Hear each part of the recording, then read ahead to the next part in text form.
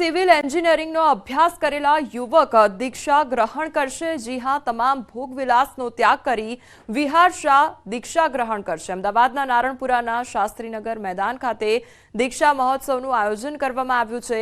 આગામી તારીખ 17 જાન્યુઆરી 2025 થી 19 જાન્યુઆરી 2025 સુધી દીક્ષા મહોત્સવ યોજાશે અને આ મહોત્સવમાં મુમુક્ષુ વિહાર નીરવ કુમાર શાહ આચાર્ય મહેન્દ્ર સાગર સુરીશ્વરજીના ચરણોમાં સંયમ पंथમાં પ્રવેશ કરશે। આ 3 દિવસીય કાર્યક્રમમાં વિવિધ ધાર્મિક અને સાંસ્કૃતિક પ્રવૃત્તિઓનું આયોજન કરવામાં આવ્યું છે। આ પાવન પ્રસંગે જૈન સમાજના અગ્રણી મહંતો ઉપસ્થિત રહેશે। સમગ્ર કાર્યક્રમને દીક્ષા સીમા સુધી પહોંચાડવા માટે જય મહાવીર ગ્રુપ દ્વારા વિશેષ વ્યવસ્થાઓ કરવામાં આવી છે।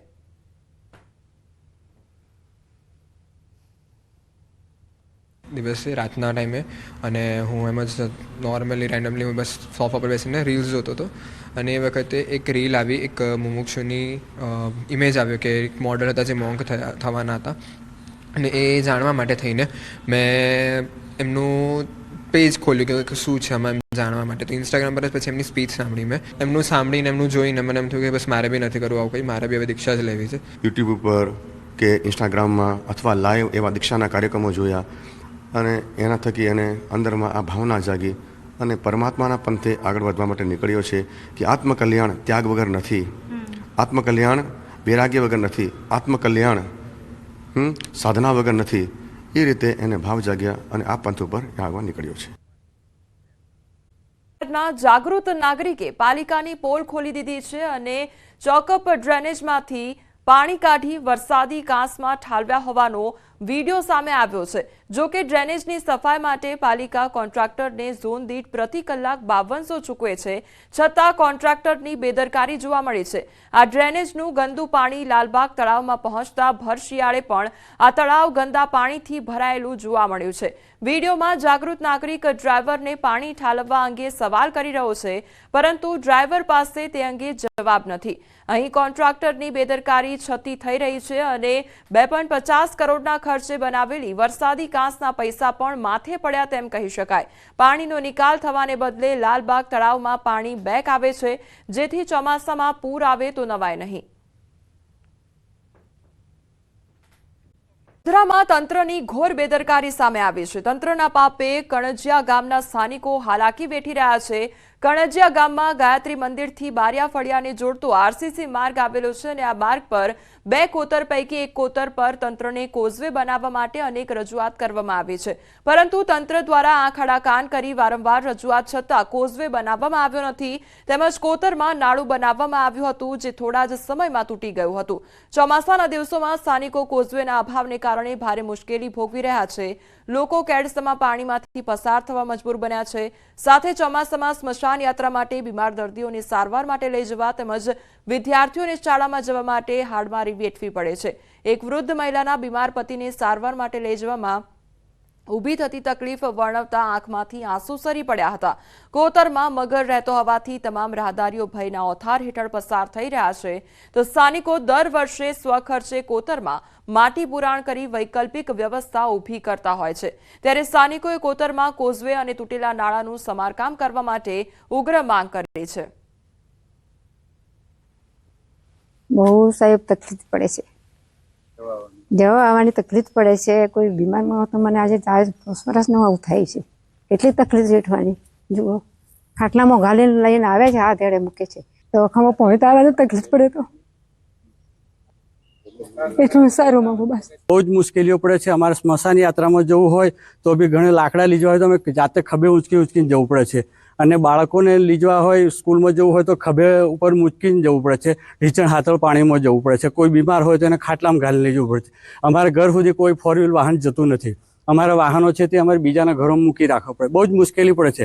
અમારે ચોમાસા દ્વારા અમારે છોકરાઓને સ્કૂલે લઈ જવા ભણવા માટે મોકલવાના હોય તો અમારે ત્યાં સામે ધેડે મૂકવા જવું પડે છે, દરરોજ પાણીમાં ઉતરીને જવું પડે છે, અને અમારા ખર્ચેથી અમે આ 4 વર્ષથી અમે માટી પૂરણ કરીને અમે આટલો રસ્તો બનાવીએ છીએ, ત્યારે અમે અમારા છોકરાઓ ચાલતા આવી શકે છે, અને અમારા કોતરમાં મગરને લીધે છોકરાઓ બહુ ડરી જાય છે।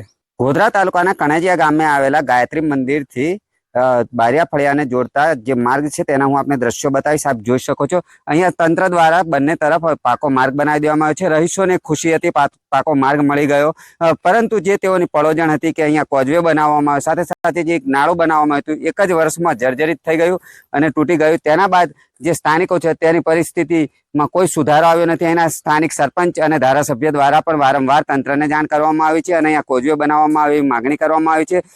પ્રાંત અધિકારી સમક્ષ સ્વાગત કક્ષમાં પણ અહીંના જે સરપંચ સહિત જે સ્થાનિકો હતા તેઓ દ્વારા રજૂઆત કરવામાં આવી હતી.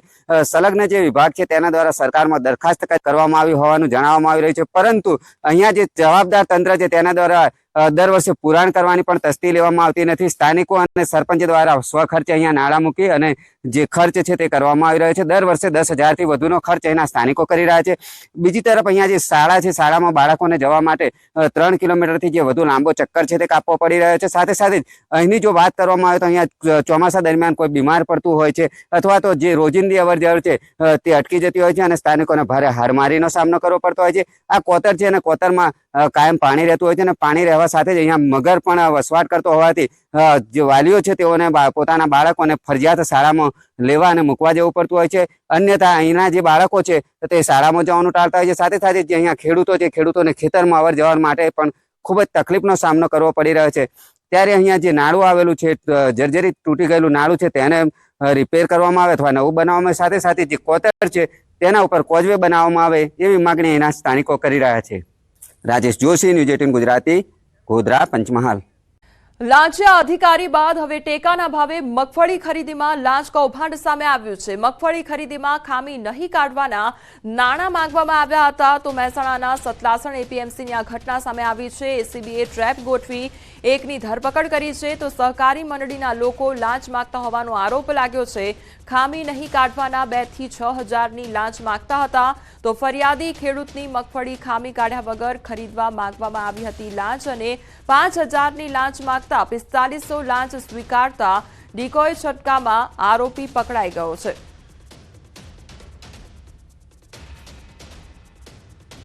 ભાયલીમાં અર્બન રેસિડેન્સીમાં પેવર બ્લોકની કામગીરી દરમિયાન મોટી દુર્ઘટના થતા ટળી છે. પેવર બ્લોકની કામગીરી દરમિયાન એલપીજી ગેસની લાઇન લીકેજ થઈ. લાઇન લીકેજ થતા રેસિડેન્સીમાં રહેતા નાગરિકોમાં દોડધામ મચી ગઈ હતી. આ બાબતની ફાયર બ્રિગેડને જાણ કરાતા ફાયરના જવાનો સ્થળ પર દોડી આવી અર્બન રેસિડેન્સી ખાલી કરાવી જગ્યાને કોર્ડન કરી દીધી હતી. ત્યારબાદ તાત્કાલિક ગેસ એજન્સીના કર્મચારીઓને બોલાવી સ્થિતિ કાબૂમાં લીધી હતી. સમયસર જાણ થતાં મોટી જાનહાનિ થતા ટળી હતી. ભારતીય વાયુસેના દ્વારા કચ્છમાં એર શો કરવામાં આવશે. સૂર્યકિરણ એરોબેટિક ટીમ હવાઈ કરતબ દેખાડશે. ત્યારે ભુજ સાથે નલિયામાં પણ આ એર શો યોજવામાં આવશે અને નલિયામાં 29મીએ, ભુજમાં 31મીએ એર શો યોજવામાં આવશે. તો માહિતી મળી રહી છે કે સફેદ રણના અવકાશમાં લડાકુ વિમાનોના દિલધડક કરતબ જોવા મળી શકે છે. સૂર્યકિરણ ટીમની સત્તાવાર જાહેરાત બાદ લોકોમાં ભારે ઉત્સાહ જોવા મળી રહ્યો છે. બનાસકાંઠામાં ઇનામી ડ્રો મામલે વધુ એક ફરિયાદ દાખલ કરવામાં આવી છે. 23 માર્ચે શ્રી હરેશ્વર મહાદેવ જૂના નેસડા લાભાર્થી ઇનામી ડ્રો અને ભવ્ય ડાયરાનું આયોજન કરવામાં આવ્યું હતું. જોકે આ ડ્રો યોજાય તે પહેલા જ પોલીસે 3 ઇસમો સામે ગુનો દાખલ કર્યો છે. ઇનામી ડ્રોના આયોજક ફતુસિંહ રાઠોડ તેમજ પીરસિંહ રાઠોડ અને ગોવિંદસિંહ રાઠોડ સામે ગુનો દાખલ કરવામાં આવ્યો છે. ઉલ્લેખનીય છે કે ધાનેરા, ડીસા, થરાદ વિસ્તારમાં અત્યાર સુધી ડ્રો મામલે 5 ફરિયાદો દાખલ થઈ ચૂકી છે.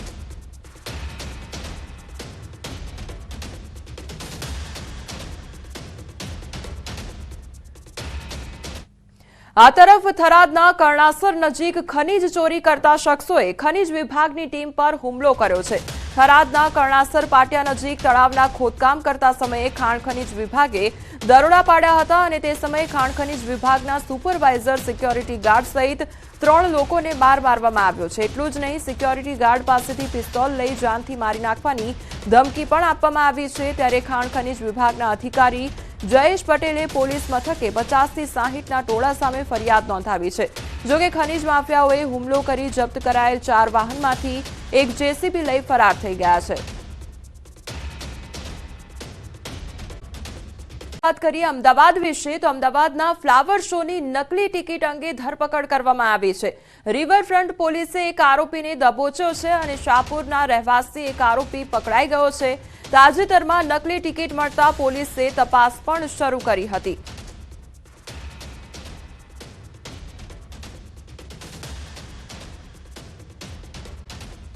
સતત બીજા દિવસે ડિમોલિશનની કામગીરી હાથ ધરવામાં આવી છે અને બાલાપરમાં 66 જેટલા દબાણો દૂર કરવામાં આવ્યા છે અને 12,500 ચોરસ ફૂટ જગ્યા પર દબાણ દૂર કરવામાં આવ્યા છે. તો પોલીસના ચાંપતા બંદોબસ્ત સાથે ડિમોલિશનની કામગીરી કરવામાં આવી રહી છે.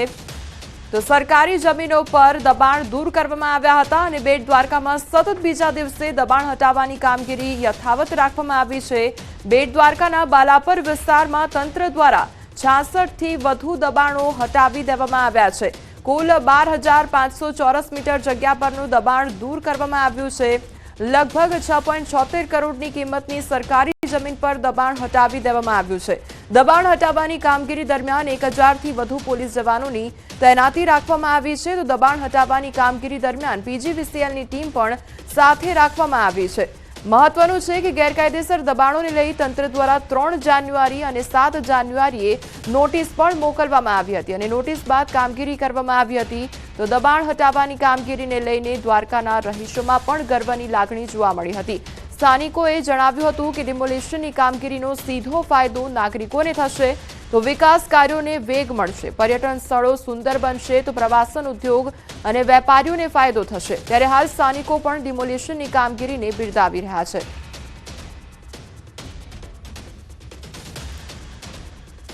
દાદાનું બુલડોઝર જ્યારે હોય ત્યારે ગેરકાયદેસર કોઈ પણ પ્રકારના દબાણ ચાલતા નથી, કોઈ પણ પ્રકારની ઓળખાણ પણ ચાલતું નથી. જ્યાં ગેરકાયદેસર દબાણ હોય છે ત્યાં દાદાનું બુલડોઝર ફરી વળે છે અને એનો ફાયદો કહેવા જાય તો એ જ્યાંથી દેશ વિદેશથી આવતા યાત્રાળુ હોય કે તે ગામના લોકો હોય, તમામ લોકોને વ્યાપારની દ્રષ્ટિએ અને વિકાસની દ્રષ્ટિએ તમામ પ્રકારનો ફાયદો થાય છે. હજારો એકર જમીન ગૌચરની જે દબાવીને બેઠા હતા બેટ દ્વારકામાં, તેમને દાદાએ તેમનો બુલડોઝરનો પરચો દેખાડ્યો છે. જો આ જમીનો ખાલી થાય તો ત્યાં બાલ ક્રીડાંગણ થાય, ત્યાં કંઈક રમત ગમતને મેદાનો થાય તો લોકોને સુવિધા મળે, યાત્રાળુઓ ફરવા આવતા હોય તો ત્યાં કંઈક એવા વિકાસ થાય.